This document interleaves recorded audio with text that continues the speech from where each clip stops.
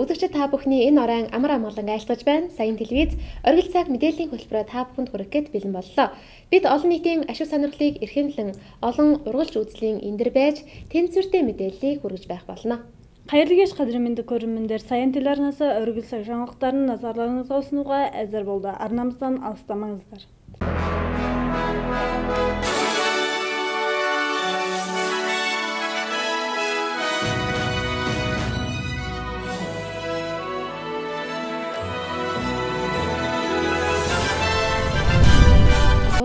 Танилцсан уу? Енді назарларыңызға бүгінгі жаңалықтарымыздың қысқаша мазмұнын ұсынамыз. Тоосчлтын үеийн эхлэхээс өмнө ургамлыг цэвэрлэх, шатаах, устгах ажлуудыг хийснээр харьшлын өвчнөөс сэргийлэх боломжтой. Хаан банкны хадгаламжийн аян 2018 эхэллээ.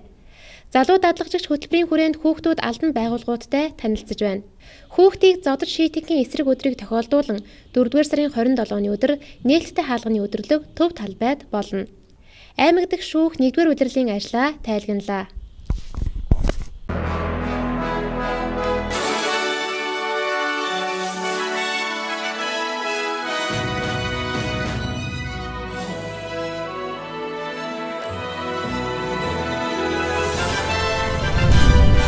Суурин газруудад харшил, хордлогын өвчин ихсэх хандлагатай болоод байгаа. Харшил хордлогын өвчин нь эмийн хүнсний хоол, хүнсний харшил, хордлого төрлүүдээр илэрдэг байна. Иймд тус төрлийн өвчнүүдээс урьдчилан сэргийлэх зорилгоор эрүүл мэндийн яам болон арьсны өвчлөн судлалын үндэсний төв өнөөдөр манай аймгийн эрүүл мэндийн салбарын ажилчид, эмч мэргэжилтнүүдэд харшил, хордлогын өвчлөл сэдэвт сургалтыг зохион байгууллаа. Отырықты жерлерде аллергия аурулары көбеюде. Аллергияның дәрілік астағамдық өсімдіктен алатын түрлері бар. Осы аурудан алдын ала сақтану мақсатында Денсаулық министрлігі дерматология орталығынан арнайы мамандар келіп, денсаулық саласының барлық қызметкерлеріне оқыту ұйымдастырды. Хот суурин газруудад харшил, хордлогын өвчин ихсэх хандлагатай байна. Харшил, хордлогын өвчин нь эмийн, хүнсний, хоол хүнсний харшил, хордлого төрлүүдээр илэрдэг байна. Иймд тус төрлийн өвчнүүдээс урьдчилан сэргийлэх зорилгоор эрүүл мэндийн яам, арьсны өвчин судлалын төвөөс өнөөдөр манай аймгийн эрүүл мэндийн салбарын ажилчид, эмч мэргэжилтнүүд харшил, хордлогын өвчлөл сэдэв сургалт зохион байгууллаа. Шууд өхөлд хүрэгдэггүй учраас харшил хордлоготой хүмүүс хайн хандах тохиолдол байдаг гэж мэргэжилтнүүд та бүхнийг баг дээр нь энэхүү өвчнөө эмчилж байхыг зөвлөж байна. Сүүлийн үед палигнаас буюу ургамлын тоосны төрлийн харшил ихсэж байна. Энэ нь улирлын шин чанартай явдаг бөгөөд 4-р сарын 1-ээс 10-р сарын 1 хүртэл ургамлын тоосчлтын үе байдаг. Харшил хөдөлсөн үед ард иргэд нарийн мэргэжлийн эмчийн зөвлөгөө сайн авах мөн эмчилгээ эмээ зөв хэрэглэх хэрэгтэй. Арьсны харшлын вакцины эмчилгээнүүдэд хамрагдсанаар та энэ өвчнөө дийлэх боломжтой байдаг байна. Түүнчлэн энэ төрлийн харшлын өвчнөөс урьдчилан сэргийлэхийн тулд тухайн нутаг дэвсгэрийн захиргаа, төрийн бас байгууллагууд хамтран ажиллах шаардлагатай байдаг. Ургамал тоосчлтын үе эхлэхээс өмнө ургамлыг цэвэрлэх, шатаах, устгах ажлуудыг хийснээр нийт ард иргэдийг харшлаас сэргийлэх боломжтойг мэргэжилтнүүд онцолж байна. Арьсны өвчлөл бол шууд өхөлд хүрэгдэггүй болохоор хүмүүс харцангуй их тайван хандаад байдаг. Гэвч арьслын өвчтэй хүмүүст бол одоо тайван байх одоо нөхцөл бол байдаггүй. Маш их загнаатай, маш их зовиртой. За энэ загнаа зовироосоо болоод нойргүй болно. За дээрээс нь маш их бухимдах, стресстэй, мөн гоо сайхан талаасаа алдагдах гэх мэтчлэнгээ янз бүрийн зовироо болмос хүмүүс бол айгүй тийм их эмзэг хүлээж авдаг. За мөн энэ харшил хордлогын арьсын өвчнүүдээс гадна сүүлийн үед бол полиноз буюу одоо ургамлын тоосны харшил өвчин маш их нэмэгдэж байгаа. За ургамлын тоосны харшил өвчин болохоор удирдлагын шин чанартай бол явагддаг. Ялангуяа 4 сарын 5-наас эхлээд 10 сарын 5-ыг дуустал энэ ургамлын тоосны харшлын өвчнүүд бол ихсдэг. Ягаад гэвэл 4 сарын 5-наас эхлүүлээд модлог ургамлууд, за 7 сарын 15-наас эхлээд одоо ботлог ургамлууд, за тэгээд бидний одоо ярьдаг хөл гар сэр ургамал буюу нөгөө зэрлэг ургамлууд маань тоосоо гүйж эхэлдэг. За үүнтэй холбоотойгоор нийт одоо хүн амын дунд тоосны буюу ургамлын одоо харшлын өвчнөл бол ихсэж ирдэг. За энэ үед бол хүмүүс одоо нэгдүгürt эмчилгээ үйлчилгээг айгүйх зөв эхлэх, хоёрдугаар нарийн мэргэжлийн эмчийн зөвлөгөөг айгүй сайн авах хэрэгтэй. За Манай арсны өвчин судлалын үндэсний төвд бол одоо 2 сар 3 сараас эхлээд арсны харшлахаа сорлыг тавиулаад 4 сарын 5-наас эхлүүлээд арсны харшлын вакцины нэмжлэгээнүүд хийгдээд явдаг. За энэ вакцины нэмжлэгэнд болохоор хамрын тусаалга, цацлага вакцины нэмжлэг байгаа. Дээрээс нь антифолин гэдэг Казахстан улсад Оросын албаны улсаас орж ирдэг антифолин гэдэг харшлын одоо вакцины нэмжлэгээ байгаа. За мөн автосерэ вакцины гэдэг вакцины нэмжлэгээ байгаа. За мэдээж одоо алслагдсан ийм аймаг орон нутагт бол энэ нэмжлэгийг хийх хүндрэлтэй байдаг тохиолдолд тухайн хүн маань өөрөө энэ харшлаас бол өрсөн сэргийлэх ёстой. Өрсөн сэргийлэхэд бол бас харшлын өвчнийг дан ганц одоо эмч эмнэлгийн байгууллага буюу тухайн хүн ганцаараа бас өрсөн сэргийлэхэд өөрөөсгөл ойлголттой байдаг.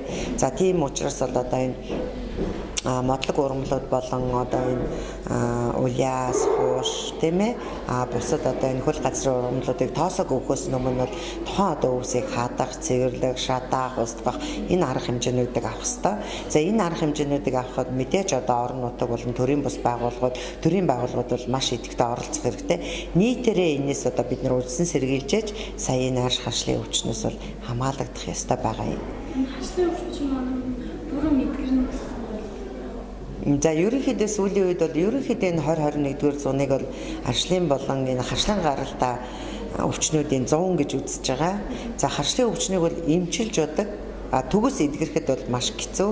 Яагаад гэвэл энэ одоо байгаль экологийн цэвэр бус байдал тийм ээ бидний одоо байгальтайгаа харьцаа тухайн хувь хүний өөрсдийнх нь одоо хийж байгаа үйлдэлээс гарч байгаа тийм одоо нийгмийн одоо шин чанартай өвчин байгаа. Тоос одоо тэр модлог ботлог урмлууд одоо жир агаар өгчөдөг тэр сайхан модоо устгаж जैन. Дээрээс нь хөл газрын буюу одоо нөгөө зэрлэг ургамлууд маань ихсэж जैन. Тэгээд одоо энэ нөгөө цөлжилт их явагдаж जैन. Хит хуурайшилт явагдаж जैन. Барилгын тоос тоожилт бас их нөлөөлж जैन. Гэр ахуйн тоосжилт их нөлөөлж जैन. Бас гэрийн одоо нөгөө тижээмэл амьтдууд ялангуяа нохоо муурнаас хүртхэн харшил авдаг болсон. Тарж байгаа цэцгээ хүртэл их зөв тарж цэцгэлгүй бол цэцгэлэх одоо цэцгийн тоос маань хүртэл хүнд харшил өгдөг. За үүнээс гадна хоол хүнсний харшил маш их болсон. Ялангуяа лаазлсан, консервлсан сүүлийн үед одоо халуун ногоотой хоол унд ялангуяа энэ ундаа жүүс одоо савлагдсан ийм одоо өнгөт болон өнгөтэй бас энэ ундаанууд маань хүнд ямар нэгэн харшлын одоо тийм суур өгөөд тэр суурин дээрээ дахиад тэр харшил төгөөлөгч маань нэмж орох юм бол одоо өвчин үүсгэх шин чанартай болж ирж байгаа. Тэгэхээр бол харшлын өвчнөөс бүрэн дүрэн салахад бол маш хэцүү. Гэхдээ эмчлэгддэг төгс идэхэд бас их одоохондоо шинжилх ухаан бол энийг төгс идэж чадна гэсэн хамгаалахын шинжилгээнд бол гарааг байгаа. Хаан банкны аймаг дахь салбар 6 дугаар сарын 30-ыг дуустал хадгаламжийн аян 2018 адсан шалгаруулах үйл ажиллагааг зохион байгуулж байна. Аянд оролцогч шинээр хадгаламж нээсэн болон хугацаатай хадгаламжиндаа орлого нэмснээр 100 мянган тутамд нэг тохирлын эрхийг авах юм байна. Мөн супер азтан мотоцикл, малчны хөргөгч лед зурагт болон хадгаламжийн эрхийн бижиг хожих боломжтой ажээ. Таныг Азийн тэнгэр ивэх болтугай. Мамыр айының 30-на дейін жинақ науқаны 2018 жорғын ұйымдастыруда. Жорыққа жаңадан сақтық кітапшасын ашқан, немесе ақша салған жағдайда 100 мың төгрөг сайын бір билет аласыз. Және де мотоцикл, мұздатқыш, лед теледидар ұтып ала аласыз. Жил бүр уламжлалт ёсоор зохион байгуулдаг хадгаламжийн аян 2018 арга хэмжээ эхлээд байна. Хаан банкны аймаг дахь салбар 6 дугаар сарын 30-ыг дуустал хадгаламжийн аян 2018 азтан шалгаруулах арга хэмжээг зохион байгуулж эхэллээ.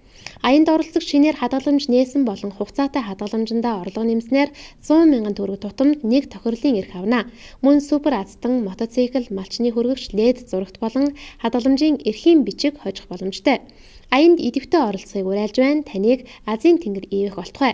Танд ойрхон түмэнд итгэлтэй Хаан банк. Сайн байцгаана үзэгчдээ. Хаан банкнаас жил болгон явагддаг хадгаламжийн аян маань эхлэнийг дуулахад таатай байна.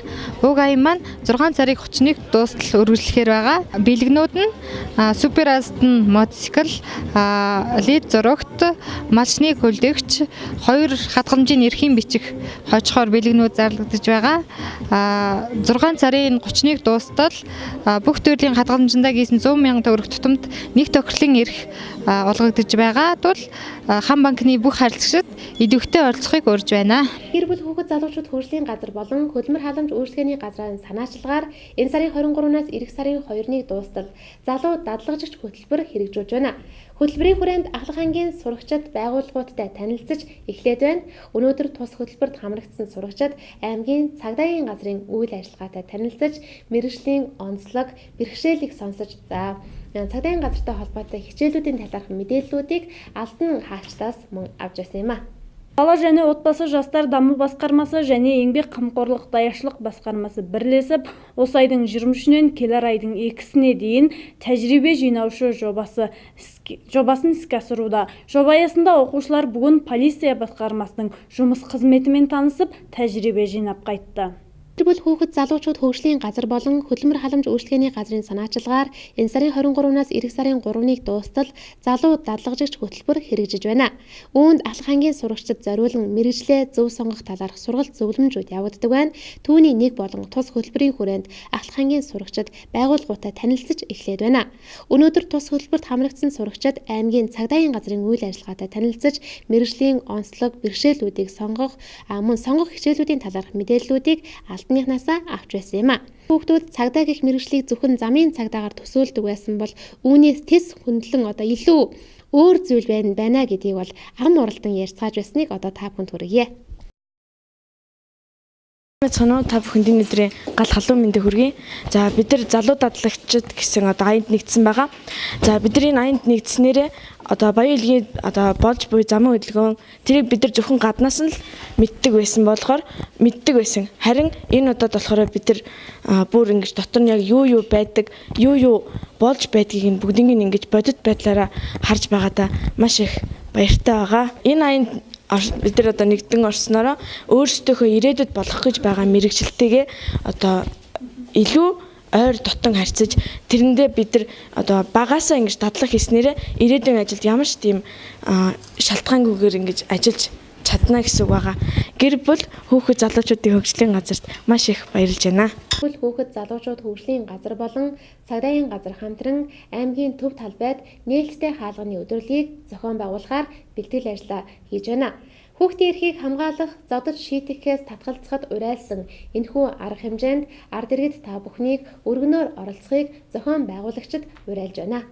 Яғни сәуірдің 27-сі күні халықаралық балаларды ұрып соғуға қарсы күндікке орай аймақтық бала және отбасы жастар даму басқармасы, аймақтық полиция басқармасы бірлесіп орталық алаңда ашық есік күндігін ұйымдастырмақ. Халық көпшілікке көптеп келіп қатысуға шақырады. Аймгийн гэр бүл хүүхэд залуучуудын хөгжлийн газар, аймгийн цагдаагийн газартай хамтраад маргааш буюу 4-р сарын 27-ны өдөр нээлттэй хаалганы өдрөлийг зохион байгуулах гэж байгаа. Энэхүү нээлттэй хаалганы өдрөлийг маань дэлхийн нийтийн хүүхдийг зодж шийтгэхийн эсрэг өдрийг тохиолдуулан явагдаж байгаа. Дэлхийн нийтийн хүүхдийг зодж шийтгэхийн эсрэг өдөр бол 4-р сарын 30-ны өдөр тохиодог байгаа. Энэ арга хэмжээг огтож, энэ өдрөлгийг огтож маргааш нээлттэй хаалганы өдрөлгийг зохион байгуулах гэж байгаа.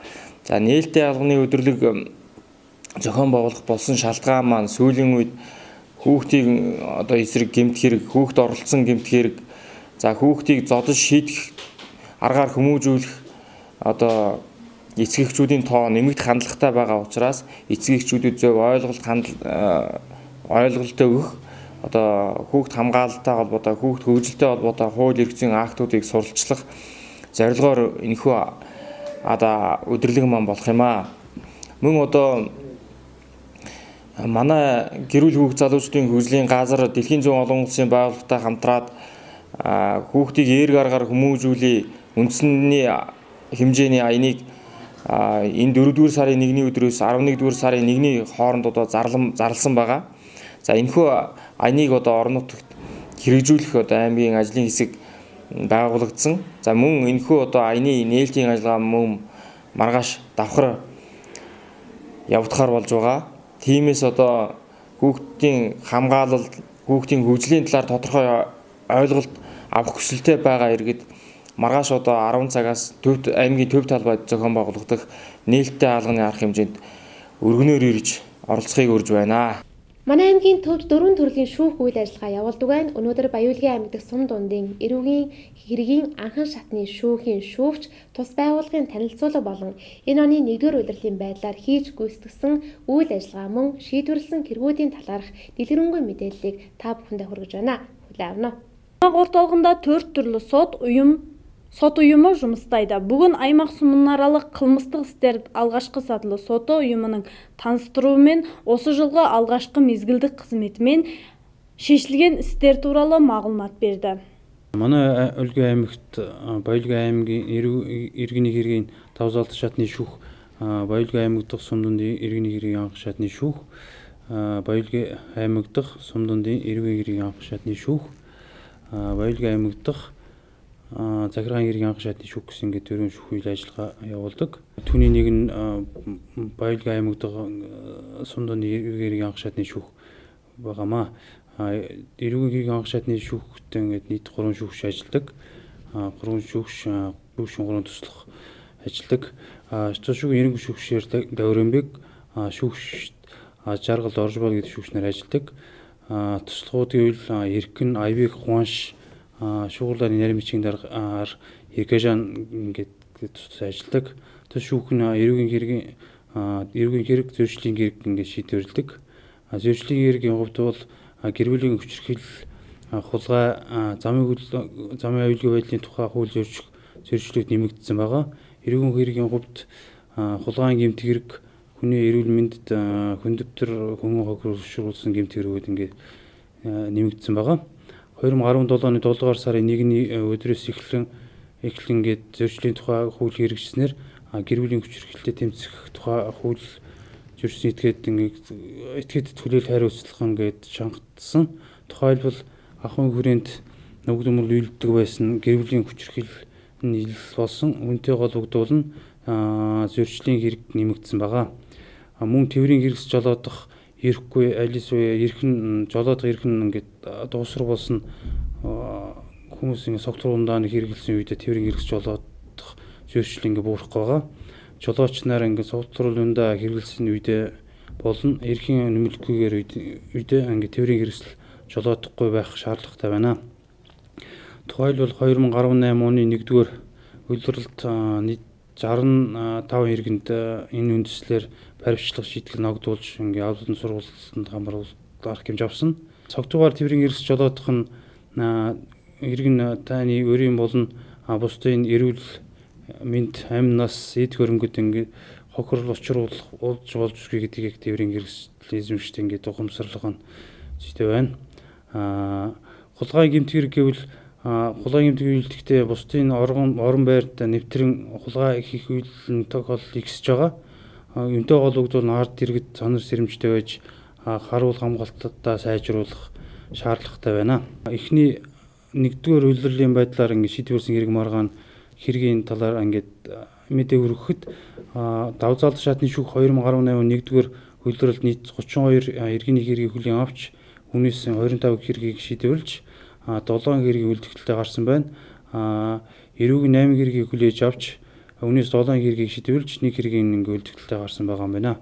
Давзаалт шатны шүүхээр хүлээн авсан иргэний хэрэг маргаан төрлөөр авч үзвэл ажил эргүүлэн тогтоолох, ажилгүй байсан хугацааны цалин гаргуулах мөн ийм хэрэгүүд ингээд дийлэн хувийг эзэлж байгаа юм байна.